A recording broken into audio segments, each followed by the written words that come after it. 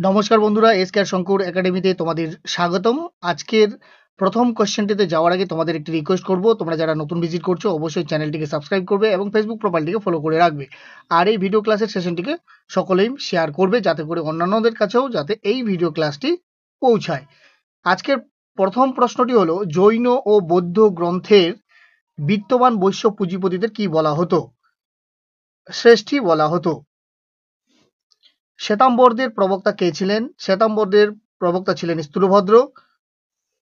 ভদ্রবাহুর নেতৃত্বাধীন জৈনগণ কি নামে পরিচিত? দিগম্বর নামে পরিচিত ছিলেন। মহাবীর কার কাছে দীক্ষা নিয়েছিলেন? মহাবীর দীক্ষা নিয়েছিলেন গোসালের কাছে। গৌতম বুদ্ধের পূর্বজন্মের কাহিনী কোনটিতে বর্ণিত আছে? জাতকে। প্রথম বৌদ্ধ সন্ন্যাসিনী কে ছিলেন? গৌতমী। নিচের কোন জৈন গ্রন্থে তীর্থঙ্করদের জীবন কাহিনী বর্ণিত হয়েছে? কল্পসূত্রে। সপ্তাঙ্গ তত্ত্বের প্রবক্তা কে ছিলেন? সপ্তাঙ্গ তত্ত্বের প্রবক্তা ছিলেন কৌটিল্য। মহামতি অশোকের রাজত্বকাল কোনটি ছিল? 273 থেকে 232 খ্রিস্টপূর্বাব্দ।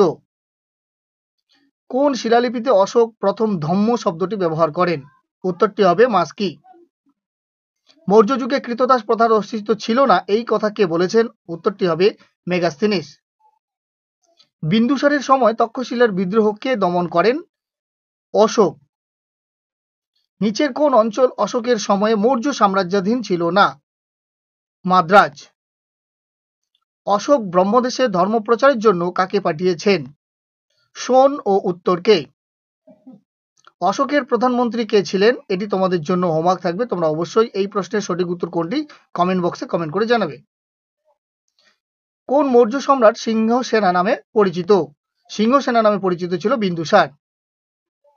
মৌর্য যুগে বংশানুক্রমিক সৈন্যদের কি বলা হতো? ম্যানিলা মৌনা।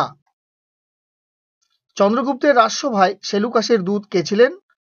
মেগাস্থেনিস। ভদ্রবাহুর শিষ্যের নাম কি ছিল? চন্দ্রগুপ্ত মৌর্য। আজকের শেষ প্রশ্ন, মৌর্য যুগে সবচেয়ে বেশি প্রচলিত মুদ্রা কোনটি? কর্ষা পণ। Thank you for watching this video. দেখা হচ্ছে পরবর্তী কোনো ভিডিওতে। জয় হিন্দ, বন্দে মাতরম।